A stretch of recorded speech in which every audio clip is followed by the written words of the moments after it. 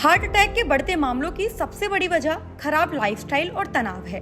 इसका रिस्क दूर करने के लिए बेहतर डाइट और अच्छी एक्सरसाइज बहुत जरूरी है। लेकिन आज के समय में बुजुर्गों के अलावा जवान और हट्टे कट्टे मजबूत लोगों को भी हार्ट अटैक आ रहा है।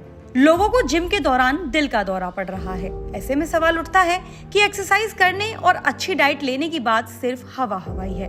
अगर नहीं तो रेगुलर एक्सरसाइज करने वालों को हार्ट अटैक क्यों आ रहा है? इस वीडियो में हम इसी सवाल पर बात करेंगे। आप बने रहिए वीडियो के अंत तक। ये बात सच है कि हार्ट डिजीज के लिए खराब लाइफस्टाइल और अनहेल्दी डाइट जिम्मेदार होती है, लेकिन बात सिर्फ इतनी आसान नहीं है। इन दोनों के अलावा आनुवंशिक कारणों से भी दिल का रोग लग सकता है। यानी अगर आसान भाषा में कहें तो आपके घर में किसी को भी 60 साल की उम्र से पहले दिल की समस्या पेश आई है तो आपको भी इसका रिस्क रहेगा।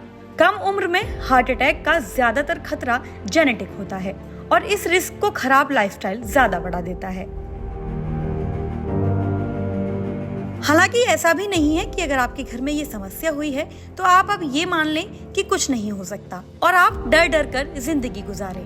हाँ, इस बात में बिल्कुल सच्चाई है कि जेनेटिक मामलों की वजह से दिल की समस्या हो सकती है, लेकिन इससे बचा जा सकता है। जेनेटिक मामलों में भी आपके दिल की सुरक्षा आपके हाथ में ही है। कैसे, आइए समझते हैं।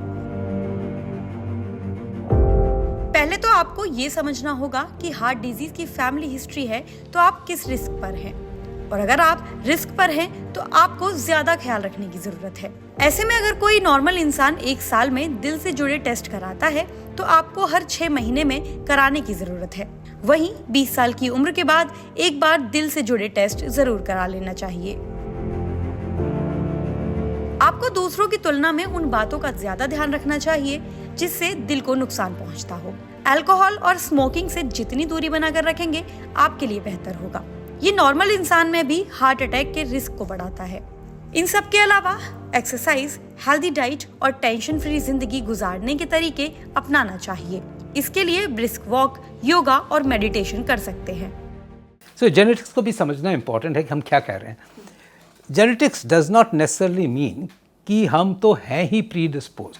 हम इसलिए प्रीडिस्पोज हैं apart from a syndrome x, जिसमें कि हमें पता है हिंदुस्तान में ट्राइग्लिसराइड्स बढ़े होते हैं, पेट, एब्डोमिनल ओबेसिटी कहते हैं, पेट का मोटापा ज़्यादा होता है, शुगर्स एबनॉर्मल होती हैं, और ये सिंड्रोम एक्स एक जेनेटिक फैक्टर है जो बड़े सालों से ट्रांसमिट होकर आया है। तो ये एक इम्पॉर्टेंट रिस्क फैक्टर माना जाता है, बट नॉट इनवेरिएबल। हमारे लाइफस्टाइल जो चेंज हुई है, डेफिनेटली मल्टीपल फैक्टर्स जो आए हैं वो सबसे ज़्यादा उन्होंने नुकसान किया है। But there is a third aspect जो कि मैं कहूँगा बहुत इम्पॉर्टेंट है।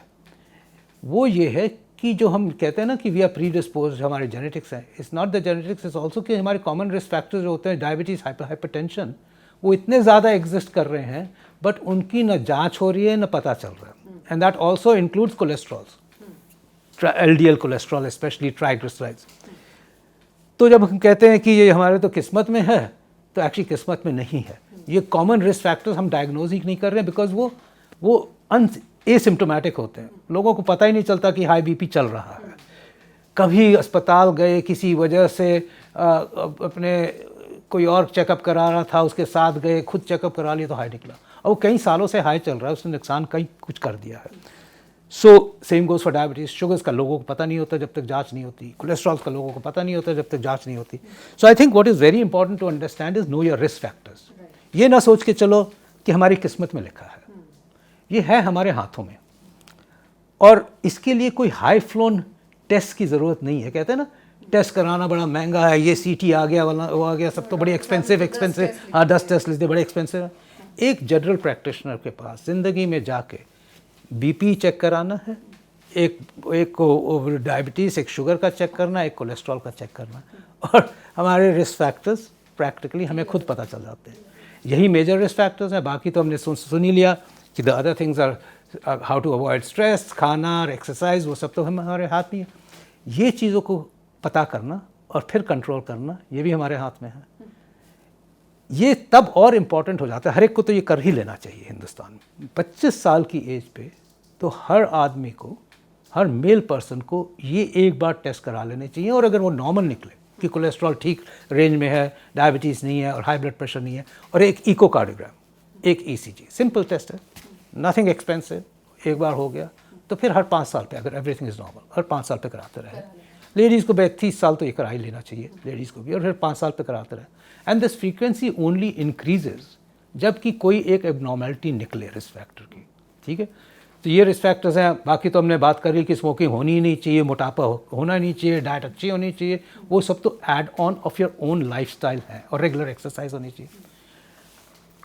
हम उनकी बात कर रहे हैं जो कि डिजीज़ प्रोसेस और मॉडिफाइबल रिस्क फैक्टर्स हैं।